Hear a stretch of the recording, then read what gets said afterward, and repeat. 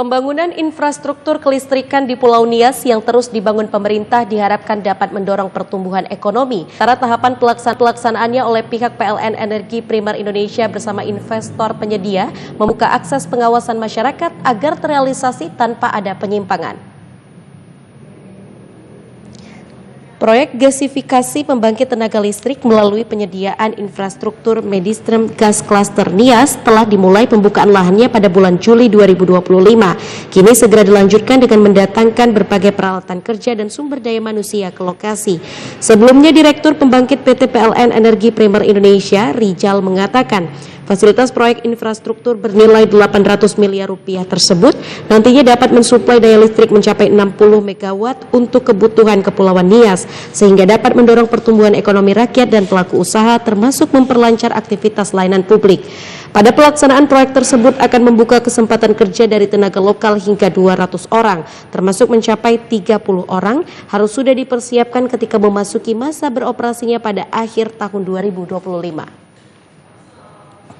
Infrastruktur ini dan masuk pada tahap operasional itu bisa menyerap tenaga kerja sampai 30 orang. Itu termasuk lokal Pak ya? Iya, dan saya berharap itu tenaga 50% atau lebih tenaga kerja yang ada itu adalah lokal. Supaya betul-betul bahwa ini barang ini betul-betul merasa dimiliki oleh warga di sini. Dan bagi kami ya, terus terang aja kami akan terus mengawal proyek ini secepatnya. Hal-hal yang menjadi bottleneck itu kami akan terus mendampingi dari investor ini supaya bisa terrealisasi.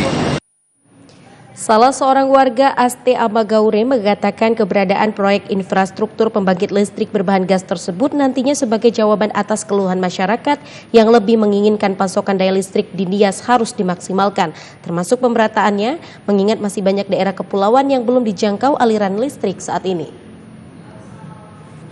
Proyek klaster PLN-nya sini nanti yang dibangun oleh pemerintah pusat melalui PLN itu semua dapat terjawab.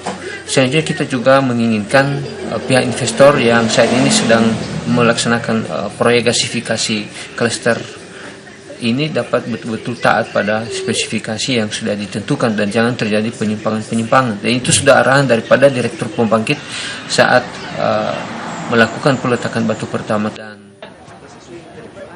Midstream gas alam cair yang dinilai lebih efisien dan lebih hemat ini merupakan bagian prioritas pemerintah untuk penguatan sektor hilirisasi industri, percepatan transisi energi baru dan terbarukan, serta ekspansi digitalisasi pelayanan publik.